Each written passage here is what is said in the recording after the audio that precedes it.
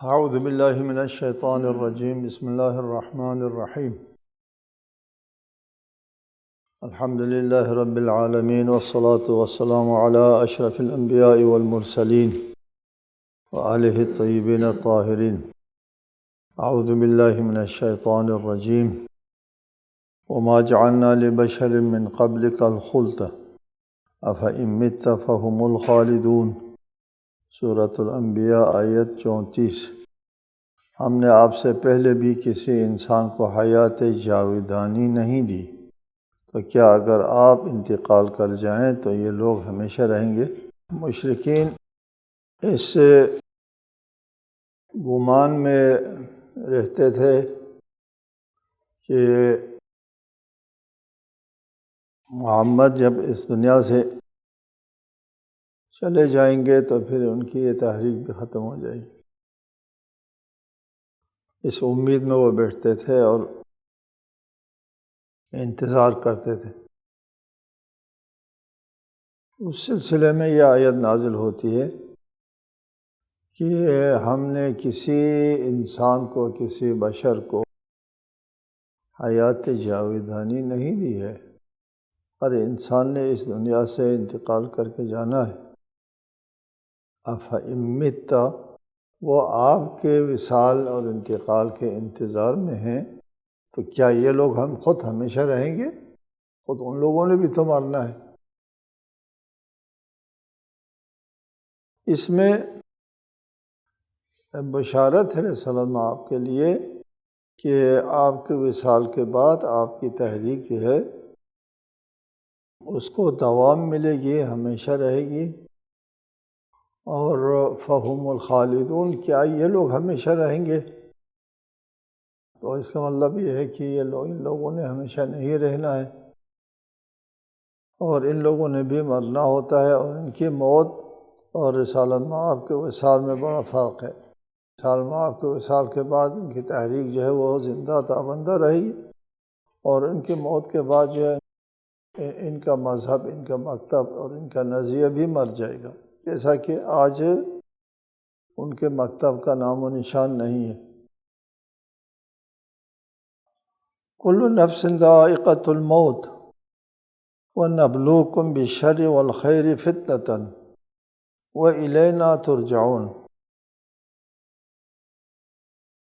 ہر نفس کو موت کا ذائقہ چکھنا ہے، اور ہم امتحان کے طور پر برائی اور بھلائی کے ذریعے تمہیں مبتلا کر دیتے ہیں، اور تم پلٹ کر ہماری ہی طرف آؤ گے۔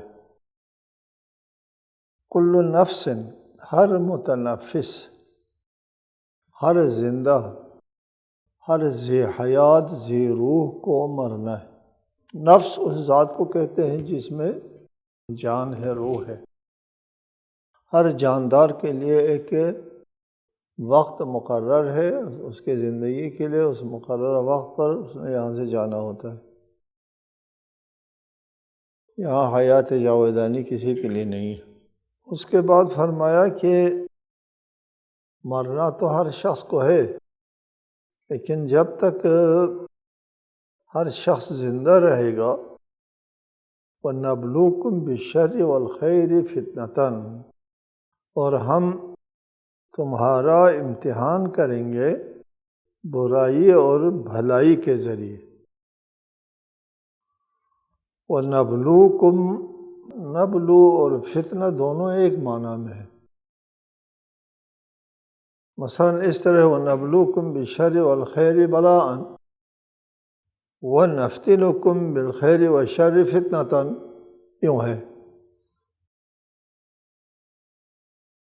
لفظ میں اختلاف ہے، لیکن معنی جو ہے وہ نبلو اور فتنہ دونوں کا ایک ہے۔ ہم تمہاری آزمائش کرتے ہیں خیر و شر دونوں ذریعے سے۔ بالشر والخیر، شر کا نام ذکر پہلے آیا ہے، اور اللہ تعالیٰ جو ہے وہ شر کے ذریعے، شر یعنی ہمارے ظاہری دنیا داری کے حوالے سے اس کو شر سمجھا جاتا ہے، وَإِلَّا فِي الْوَاقِعِ وہ بھی شر نہیں ہے۔ بہرحال شر کے بارے میں قرآن مجید میں فرمایا وَلَنَبْلُوَنَّكُمْ بِشَيْءٍ مِّنَ الْخَوْفِ وَالْجُوعِ وَنَقْصٍ مِّنَ الْأَمْوَالِ وَالْأَنفُسِ وَالثَّمَرَاتِ وَبَشِّرِ الصَّابِرِينَ۔ ہم تمہاری ہر صورت میں آزمائش کریں گے، خوف کے ذریعے، بھوک کے ذریعے، اموال میں کمی کر کے، اور ثمرات سے مراد کہتے ہیں اولاد میں کمی کر کے تمہارا ہی ہم وہ کریں گے، آزمائش کریں گے۔ یہ سب شر ہے، مرض بھی، جوع بھی، مال میں نقصان اور اس میں اولاد کا مر جانا وغیرہ انسان کے لیے نقصان اور ضرر ہے۔ اس میں جس میں ضرر ہے اس کو شر سمجھا جاتا ہے مادی حوالوں سے۔ حقیقتاً شر نہیں ہے، یہ اللہ تعالیٰ کے اس نظام کائنات میں جو نظام جاری ہے، اس نظام کے تحت بیمار ہونا اور مال میں نقصان آنا، اولاد میں نقصان آنا، سب اس شخص کے مفاد میں ہوتا ہے، اس پر ظلم زیادتی نہیں ہوتی۔ یعنی ہم تم کو جب اللہ تعالیٰ فرماتا ہے کہ ہم تم کو آزمائیں گے بشیء من الخوف والجوع ونقص من الاموال والانفس والثمرات۔ خوف، انسان خوف دشمن سے یا آج کل دہشت گردوں سے عالم خوف میں ہوتا ہے۔ خوف میں ہونا بہت بڑی آزمائش ہوتی ہے، نہایت بڑی آزمائش۔ اسی طرح جو ہے، اور اسی طرح مال کا نقصان بڑی آزمائش ہے۔ بتاتا ہوں آپ کو کہ انسان، حضرت علی کا فرمان ہے، بیٹا مرنے پر انسان سوتا ہے، مال لٹنے پر نہیں سوتا۔ مال انسان کے حساس ترین جگہ پر بیٹھا ہے، دماغ میں، اس لیے مال خرچ کرنے کی زیادہ فضیلت ہے۔ نقص من الاموال بہت بڑی آزمائش ہے، والانفس، انفس میں بھی انسان مر جاتے ہیں، والثمرات، اور اولاد مر جاتی ہیں۔ تو یہ سب بشر ہے، بشر، شر کے ساتھ شر ہے، ظاہری مادی اعتبار سے شر دکھائی دیتا ہے۔ اللہ تعالیٰ کا جو نظام کائنات ہے اس میں یہ شر نہیں ہے۔ آپ نے اس میں پڑھا ہے، حضرت موسیٰ کو اللہ تعالیٰ نے تعلیم کے لیے بھیجا تھا۔ کہتے ہیں وہ معلم حضرت خضر تھے، لیکن ہماری تحقیق کے مطابق حضرت خضر حضرت موسیٰ کے بعد مبعوث ہوئے۔ حضرت خضر وہ معلم نہیں تھے، وہ کوئی اور معلم تھا اللہ تعالیٰ کی طرف سے۔ وہ جو کشتی کو اس نے توڑ دیا، تو اس نے کہا یار یہ کشتی کو کیوں توڑتے ہو، اس بیچارے کا ذریعہ معاش آپ خراب کر رہے ہیں اور لوگ غرق ہو جائیں گے۔ یہ بظاہر شر ہے، شر، کشتی کا ٹوٹ جانا۔ پھر آگے جا کر کے ایک کے لڑکے کو مار دیا، قتل کر دیا۔ اس سے پھر صبر نہیں آیا کہ اس سے نفس زکی، اس پاکیزہ بے گناہ بچے کو مارتے ہو، کیوں مارتے ہیں؟ تو پہلے کہا تھا نا کہ آپ کو صبر نہیں آئے گا۔ تو اس معلم نے کہا میں نے نہیں کہا تھا کہ تم کو صبر نہیں آئے گا۔ وَكَيْفَ تَصْبِرُ عَلَىٰ مَا لَمْ تُحِطْ بِهِ خُبْرًا، جس چیز کا تم کو احاطے خبر نہیں ہے کہ صبر کریں۔ بعد میں بتایا وہ کشتی اس لیے توڑ دی گئی تھی کہ ایک بادشاہ آنے والا تھا، اس نے ساری کشتیوں کو لوٹ کے لے جانا تھا، تو اس کی کشتی ٹوٹی ہوئی دیکھ کر کے یہ نہیں لے جانا تھا بادشاہ نے، تو اس کے لیے ٹوٹنے کی وجہ سے کشتی اس کو بچ گئی۔ یہ ہے عالم راز کائنات کا جو نظام ہے، نظام عالم ہے، اس کے تحت اس کا کشتی کا ٹوٹنا بظاہر ہم کہتے ہیں اس بیچارہ فقیر کی ایک کشتی تھی وہ ٹوٹ جاتی ہے اور دوسرے مالداروں کی 100 کشتیاں نہیں ٹوٹتی، یہ ہم کو نظر آتا ہے، پھر بات سمجھ میں نہیں آتی۔ لیکن حقیقتاً اس کی کشتی کو بچایا اور باقی کشتی جو ہے وہ لوٹ کے لے گئے۔ اس بچے کو کیوں مارا کہ اس کے والدین اچھے مومن لوگ تھے، جس نے بڑے ہو کر کے والدین کو کفر کی طرف لے جانا تھا، والدین پر رحم کر کے اس بچے کو دکھایا، حضرت موسیٰ کو دکھایا کہ یہ شخص قتل کر رہا ہے، یہ شخص نے قتل نہیں کیا، یہ اللہ تعالیٰ کے نظام کے تحت وہ بیمار ہوتا ہے، مر جاتا ہے، بچہ اکلوتا بچہ ہے، اور ایک بیٹا ہے وہ مر جاتا ہے۔ ہم کہتے ہیں کہ یا خدا، اس بیچارے کے ایک ہی بیٹا تھا، مر جاتا ہے، اور اس کے 5-6 بیٹے ہیں، ایک بھی نہیں مرتا، یہ کیا انصاف ہے؟ حالانکہ حقیقتاً یہ والدین کے ساتھ اللہ تعالیٰ مہربانی فرماتا ہے، اس کو لے گیا اور اس کی جگہ ایک بچی دے دی، اس سے پیغمبران پیدا ہوئے۔ ٹھیک ہے، بظاہر شر ہے یہ، نقص من اموال، انفس اور ثمرات، اور بیماری میں بھی بہت بڑی مصلحت ہے، انسان کے گناہ دھل جاتے ہیں۔ بہرحال بظاہر یہ شر لگتا ہے انسان کو، اس اعتبار سے ان چیزوں کو شر کہا ہے، بالشر والخیر، خیر کے ذریعے آزمایا جاتا ہے۔ ٹھیک ہے، شر کے ذریعے آزمایا جائے تو آپ کو کیا کرنا ہوتا ہے؟ صبر کرنا ہوتا ہے۔ خیر کے ذریعے اگر آزمایا جائے تو آپ کو کیا کرنا ہے؟ شکر کرنا ہوتا ہے۔ صبر اور شکر کے ذریعے آپ شر و خیر کی آزمائش میں کامیاب ہو جاتے ہیں۔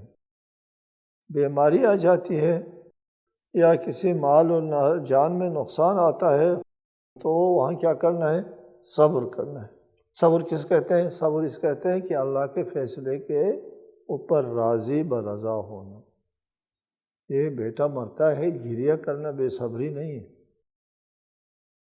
اس فیصلے کے اوپر اعتراض نہ کرنا، میرا بیٹا کیوں مرتا ہے، باقیوں کے نہیں مرتے، یہ کہہ دیا بے صبری ہو گئی، اللہ کے فیصلے کو قبول نہیں کیا اس نے، یہ اس امتحان میں کامیاب نہیں ہوا، یہ بے صبری ہو گئی۔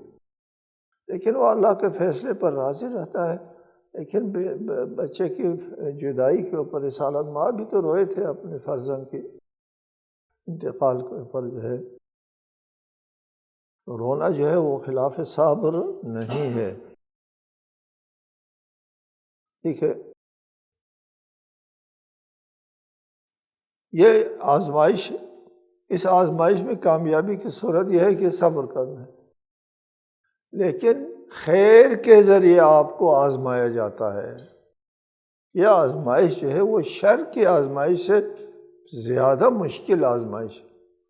ہو سکتا ہے انسان شر کے آزمائش میں کامیاب ہو جائے اور شکر کرے، بیماری کے اوپر شکر کرے، مال کے نقصان پر شکر کرے، اولاد کے نقصان پر شکر کرے، ہو سکتا ہے کوئی صبر کرے، ہو سکتا ہے۔ شر کی آزمائش میں صبر کرنا آسان ہے، خیر کی آزمائش میں شکر کرنا آسان نہیں ہے، یہ یاد رکھو، آسان نہیں ہے، بہت مشکل ہے۔ ایک شخص کو دولت مل جاتی ہے، دولت یا اقتدار و کرسی مل جاتی ہے، خیر ہے نا، یہ بظاہر آپ کے حسی اعتبارات سے، ہمارے مادی اعتبارات سے خیر ہے، بہت مال و دولت اس کو مل گئی، کرسی اقتدار مل گیا، حکومت مل گئی، یہ کیا ہے؟ خیر ہے۔ اس خیر میں آپ نے کیا کرنا تھا؟ شکر کرنا تھا۔ مال و دولت کا شکر کیا تھا؟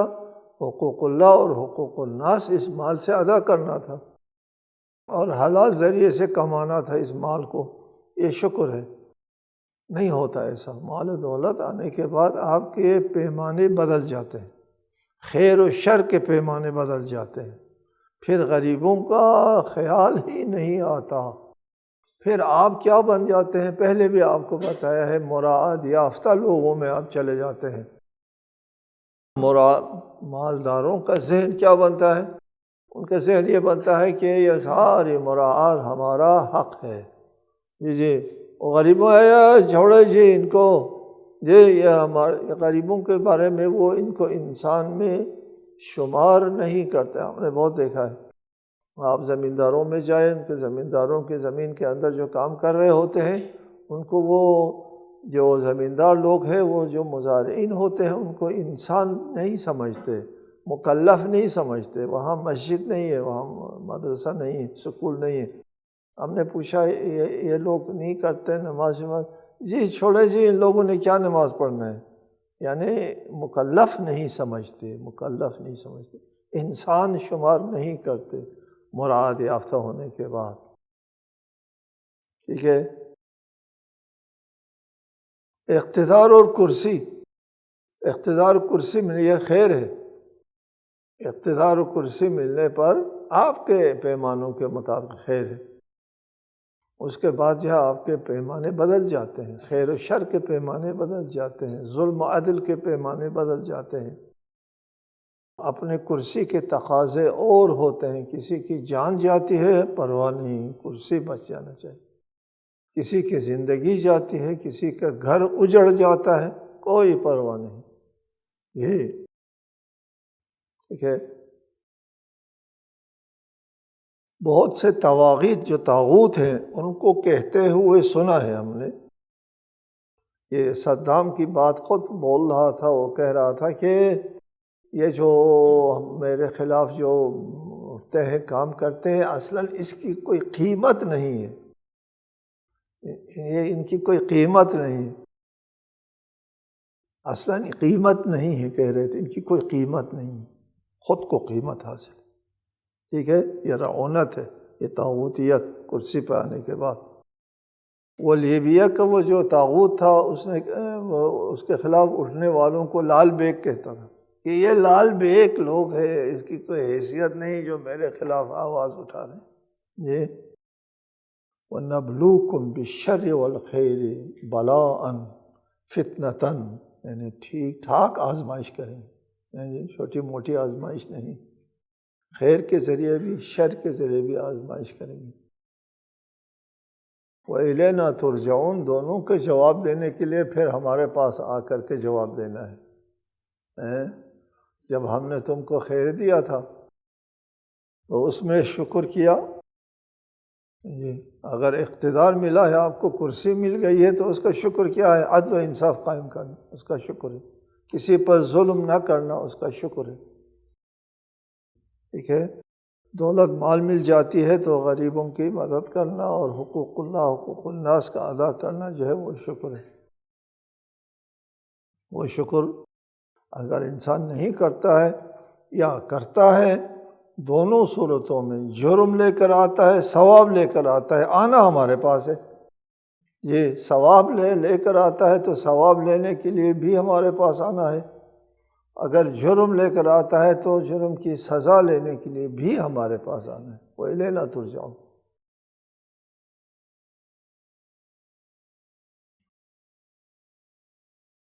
وَإِذَا رَآكَ الَّذِينَ كَفَرُوا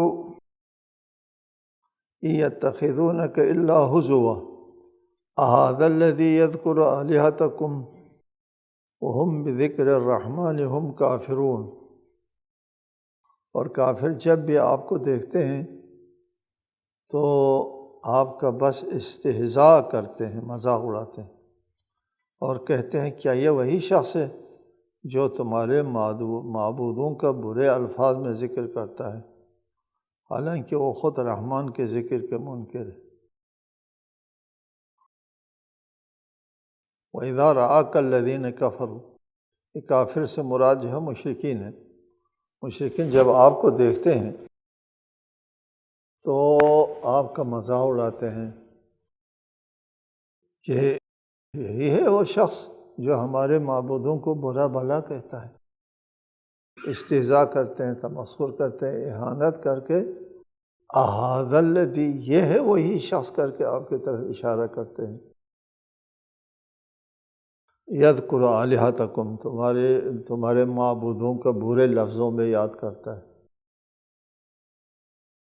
یذکرو کا مطلب یہ نہیں کہ ان کے معبودوں کا ذکر کرتا ہے، ان کو برے لفظوں میں یاد کرتا ہے، ان کو باطل کہتے ہیں اور ان کو ناحق کہتے ہیں۔ وَهُمْ بِذِكْرِ الرَّحْمَنِ هُمْ كَافِرُونَ، آپ کو اس بات پر طعنہ دیتے ہیں کہ یہ بے حس بتوں کو نہیں مانتے، جس کے ہاتھ میں کوئی چیز نہیں ہے، نہ خیر ہے نہ شر ہے، نہ ان کو فائدہ پہنچا سکتے ہیں نہ ضرر پہنچا سکتے ہیں، بے حس بت ہے۔ ان کو نہ ماننے پر آپ کا مذاق اڑاتے ہیں اور خود رحمان کو نہیں مانتے، رحمان کو نہیں مانتے۔ یہ بت جو ہیچ ہے، کوئی چیز نہیں ہے، اس کو نہ ماننے پر آپ کا مذاق اڑاتے ہیں اور خود اس سے بدتر جرم کے مرتکب ہوتے ہیں کہ وہ اس ذات کو نہیں مانتے جو رحمان ہے، سب سے زیادہ مہربان ذات ہے، سب کے اوپر رحم کرنے والی ذات ہے، اس کو نہیں مانتے۔ بتایا ہے آپ کو، کتب ربکم علی نفسہ الرحمہ، خدا کو رحمان کہتے ہیں کہ خدا رحم کرنے والا ہے، انہیں بے انتہا رحم کرنے والا ہے، کہ اللہ تعالیٰ نے اپنے اوپر رحمت کو واجب گردانا ہے اپنے لیے۔ کتبہ واجب قرار دیا ہے، ربکم تمہارے رب نے، علی نفسی اپنے اوپر واجب قرار دیا ہے اپنے اوپر رحمت کو۔ یہ رحمت رحم کرنا اللہ نے اپنے اوپر واجب گردانا ہے اور لازم گردانا ہے۔ اللہ فرماتے ہیں میں پابند ہوں تمہارے اوپر رحم کرنے کا، پابند ہوں، میں نے اپنے آپ کو پابند کیا ہے، میں نے اپنے اوپر لازم گردانا ہے تمہارے اوپر رحمت کرے۔ لیکن ادھر کوئی رحمت کے لیے اہل نہ ہو، اس کے پاس ظرفیت نہ ہو، تو پھر اللہ کا ارحم الراحمین ہونا، اللہ کا رحمان ہونا، اللہ کے اوپر رحمت کا واجب ہونا، اس کے لیے کوئی اس کا فائدہ نہیں ہے، کیونکہ اس کے پاس اہلیت نہیں ہے اللہ کی رحمت حاصل کرنی، اللہ کی رحمت وصول کرنی۔ اس لیے جب آپ کہتے ہیں اللہ میرے اوپر رحم کرو، ٹھیک ہے، ذرا سے آواز آتی، پہلے اپنے آپ کو اہل بناؤ، پھر رحم کرو کی دعا کرو، وہ دعا قبول ہو جائے گی، رحم اللہ کی رحمت مل بھی جائے گی۔ پہلے اپنے آپ کو اہل تو بناؤ، اللہ کے رحمت کی قابل تو بناؤ، اپنے اندر اللہ کے رحمت کی ظرفیت تو پیدا کرو، ظرف پیدا کرنے کے بعد کہو کہ مجھے اس میں ڈالو۔ اور اگر ہم اپنے آپ کو اس کا اہل ہی نہیں بناتے اللہ کی رحمتوں کو، تو اللہ کی رحمت ہم کو نہیں ملے گی۔ اور یہ لوگ رحمان کا انکار کرتے ہیں، خود رحمان کا انکار کرتے ہیں، بڑے جرم کا ارتکاب کرتے ہیں، اس کا نہیں، اس کو کوئی پرواہ نہیں، اور اس بے حس معبودوں کے منکر کے مذاق اڑاتے ہیں۔ خلق الانسان من عجل سأریکم آیاتی فلا تستعجلون۔ انسان عجلت پسند خلق ہوا ہے، ان قریب میں تمہیں اپنی نشانیاں دکھاؤں گا، پس تم جلد بازی نہ کرو۔ مشرکین کہتے تھے، یہ شخص کہتا ہے کہ کوئی عاد و سمود کے اوپر عذاب آیا تھا، ہم کو ڈراتا ہے کہ ہمارے اوپر بھی کوئی عذاب آنے والا ہے۔ پھر کہتا ہے کوئی قیامت آنے والی ہے، وہ قیامت کب آئے گی، وہ عذاب کب آئے گا۔ خلق الانسان من عجل، یہ توقع رکھتے ہیں، ادھر کہہ دیا اور ادھر عذاب آ گئے فوری طور پر، ادھر جرم کا ارتکاب ہو گیا اور ادھر فوراً اس کی سزا آ گئی۔ یہ خلق الانسان من عجل یستعجلونک بالعذاب۔ بعض دیگر جگہوں پر فرمائیے لوگ عجلت سے کام لیتے ہیں، جلد باز ہیں، عجلت پسند ہیں، ہر چیز کو فوری سامنے آنا جو ہے وہ اس کے توقع رکھتے ہیں۔ سأریکم، یہ جو عذاب تمہارے اوپر آنے والا ہے، یہاں پر مشرکین کی بات نہیں کہ خلق الانسان من عجل، انسان عجلت پسند ہوتا ہے، عجلت پسند ہوتا ہے، جلد باز ہوتا ہے انسان، صبر نہیں آتا، حوصلہ نہیں آتا، جلدی چاہیے ہوتا ہے۔ اس میں کیا فرمایا، انسان جلد باز ہوتا ہے، مطلب کیا ہے کہ انسان کو جلد باز نہیں ہونا چاہیے، یہ عجلت پسندی نہیں کرنا چاہیے۔ کیا کرنا چاہیے؟ صبر اور حوصلے سے کام لینا چاہیے، کافروں کی طرح، مشرکوں کی طرح عجلت پسند نہیں ہونا چاہیے۔ ہمارے لیے بھی ہے اس میں ہم اپنی زندگی میں عام طور پر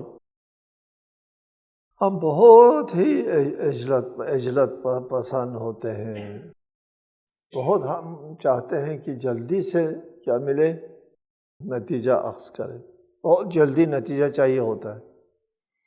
اس جلد بازی کی وجہ سے نہ نتیجہ ملتا ہے نہ کامیابی ملتی ہے، رہ جاتا ہے انسان رہ جاتا ہے، انسان کی قیمت بھی ختم ہو جاتی ہے، ناکام ہو جاتا ہے، بہت جلد مالدار بننا چاہتا ہے، بہت جلد کامیابی حاصل کرنا چاہتا ہے، بہت جلد عزت دار بننا چاہتا ہے۔ یار ایسا مفت میں نہیں ہوتا۔ آپ جب تک اس دنیا میں جب تک جو وسائل اور علل و اسباب ہوتے ہیں، اس علل و اسباب سے آپ نہیں گزرتے، آپ کو وہ چیز نہیں ملے گی۔ اس کو ذہن میں رکھو، ان علل و اسباب سے گزرنا ہوتا ہے۔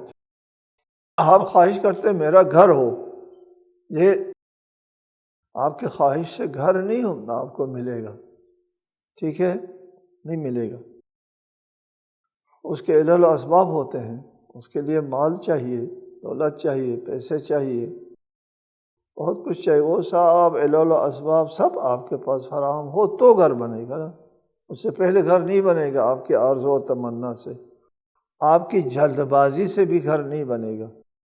لیکن یہاں کیا کرتے ہیں، آپ مالدار بننا چاہتے ہیں بہت جلدی، یار اس کے جو علل و اسباب ہوتے ہیں اس سے عبور کرو، پھر مال ملے گا آپ کو۔ نہیں، جلدی چاہیے، جلدی نہیں ملتا۔